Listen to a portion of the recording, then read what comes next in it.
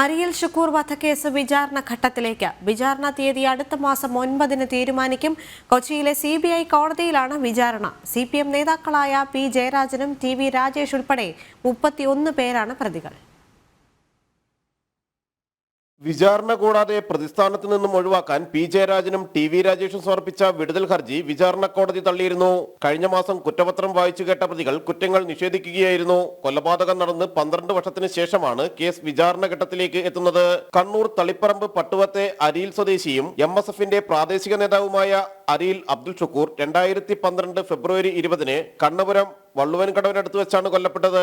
അരിയിൽ പ്രദേശത്തെ CPM മുസ്ലിം league സംഘർഷത്തിനിടെ ഇവിടെ എത്തിയ CPM കണ്ണൂർ ജില്ലാ സെക്രട്ടറി ആയിരുന്ന P ജയരാജനും മുൻ MLA TV രാജേഷും സഞ്ചരിച്ചിരുന്ന വാഹനത്തിന് നേരെ കല്ലെറിഞ്ഞെന്നാരോപിച്ച് CPM സംഘം ക്രൂരമായി ആക്രമിച്ച് മുറിവേൽപ്പിച്ചായിരുന്നു കൊലപ്പെടുത്തിയത്.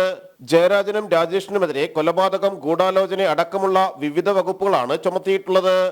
ജനം, കൊച്ചി.